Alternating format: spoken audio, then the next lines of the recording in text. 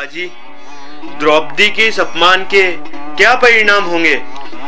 युद्ध युद्ध युद्ध, सर्वनाश। मेरी दी हुई विद्या शास्त्रों बलिदान लेगी। मुझे अब जलता हुआ भविष्य दिख रहा है अश्वत्थामा। मुझे दिशाओं को बहरा बना देने वाला युद्ध का कोलाहल सुनाई पड़ रहा है। युद्ध युद्ध युद्ध युद्ध, भीषण युद्ध। युद्ध, वही युद्ध जिसकी चेतावनी मैंने कौरव सभा में दी थी। वही युद्ध जिसे गुरु द्रोणाचार्य ने अपनी दूरदृष्टि से छीन लिया था। अब वह युद्ध हमारी चौखट पर आ खड़ा हुआ था। रक्षा करो अपनी अब तुम अर्जुन। मैंने तो सोचा था वल्कल धारण कर रहूंगा तपोवन में, पूरे पांडव वंश को निर्मूल किए बिना शायद युद्ध लिप्सा शांत नहीं होगी कृष्ण की। अच्छा तो यह लो, यह है ब्रह्मास्त्र। इसके प्रभाव को एक क्या करोड़ कृष्ण नहीं मिटा पाएंगे। यह लो, यह है ब्रह्मास्त्र अश्वत्थामा का। यह क्या किया अश्वत्थामा? नराधम, यह क्या किया? कौन दे रहा है अपनी मृत्यु को निमंत्रण, मेरे प्रतिशोध में बाधक बनकर? मैं हूँ व्यास। ज्ञात क्या तुम्हें है परिणाम इस ब्रह्मास्त्र का? यदि यह लक्ष्य सिद्ध हुआ ओ नर पशु, तो आगे आने वाली सदियों तक पृथ्वी पर रसमय वनस्पति नहीं होगी। शिशु होंगे पैदा विकलांग और कुष्ठग्रस्त। सारी मनुष्य जाति बौनी हो जाएगी। नदियों में बह बह कर आएगी आग। भस्म हो जाने दो, आने दो प्रलय व्यास। देखूं मैं रक्षण शक्ति कृष्ण की। अश्वत्थामा, अपनी कायरता से तू मत ध्वस्त कर मनुष्यता को। वापस ले अपना ब्रह्मास्त्र। व्यास, मैं अशक्त हूँ। मुझको है ज्ञात रीति केवल आक्रमण की। पीछे हटना मुझे या मेरे अस्त्रों को मेरे पिता ने सिखाया नहीं। सुन लो व्यास, सुन लो कृष्ण, यह अचूक अस्त्र अश्वत्थामा का निश्चित गिरे जाकर उत्तरा के गर्भ पर वापस नहीं होगा। यह तुम पशु हो, तुम पशु हो।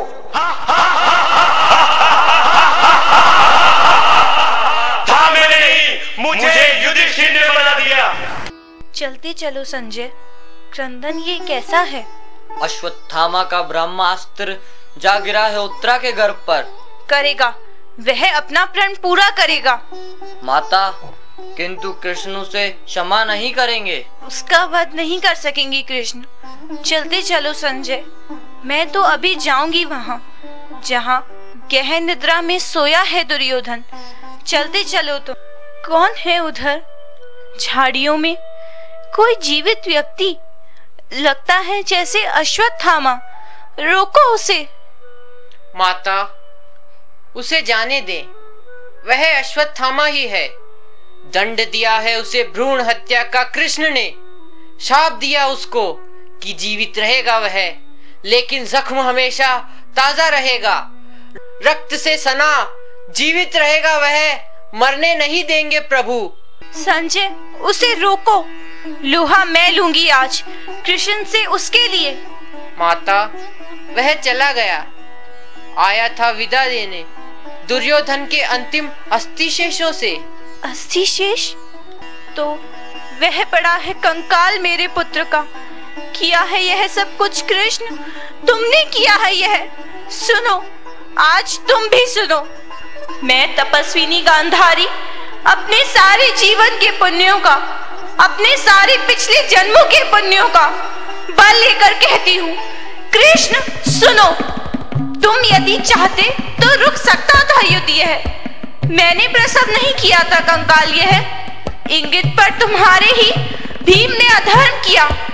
क्यों नहीं तुमने वह शाप दिया भीम को जो तुमने दिया अश्वत्थामा को। तुमने किया है प्रभुता का दुरुपयोग। यदि मेरे संचित तप में बल है तो सुनो कृष्ण, प्रभु हो या परात्पर हो, कुछ भी हो, सारा तुम्हारा वंश इसी तरह एक दूसरे को फाड़ खाएगा। तुम स्वयं उनका विनाश करके कई वर्षों बाद साधारण व्याध के हाथों मारे जाओगे। प्रभु हो पर मारे जाओगे पशुओं की तरह। माता, प्रभु हूँ या परात्पर, पर पुत्र हूँ तुम्हारा, तुम माता हो। मैंने अर्जुन से कहा, सारे कर्मों का पाप पुण्य योग क्षेम मैं वहन करूंगा अपने कंधों पर। 18 दिनों के इस भीषण संग्राम में कोई नहीं, मैं ही मरा हूं करोड़ों बार। जितनी बार जो भी सैनिक भूमिशायी हुआ, कोई नहीं था, वह मैं ही था। गिरता था घायल होकर जो रणभूमि में। अश्वत्थामा के अंगों से रक्त पीप श्वेत बनकर बहूंगा मैं ही युग युगांतर तक। जीवन हूं मैं तो मृत्यु भी मैं ही हूं मां, शाप यह तुम्हारा स्वीकार है। मैंने यह क्या किया विदुर, मैंने यह क्या किया?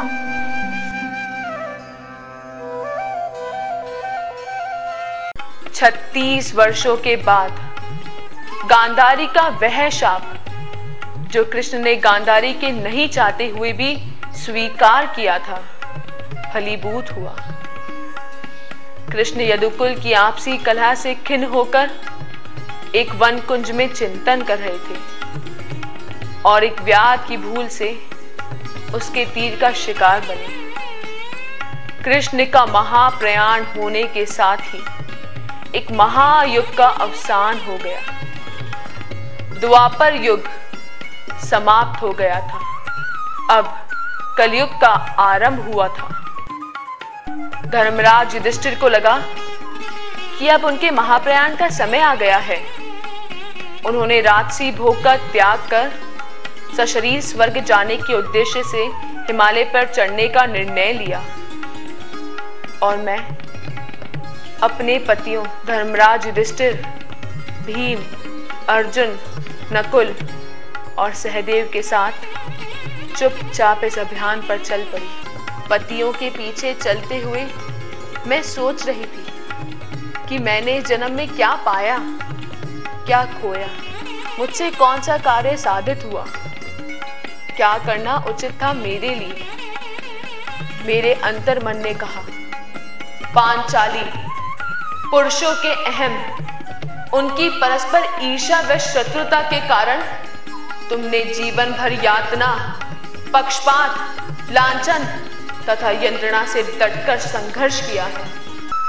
इसी सोच में डूबी थी जब अचानक मेरा पांव फिसला और मैं गिर पड़ी। भीम की आवाज आई, भैया द्रौपदी गिर गई है। युधिष्ठिर आगे थे।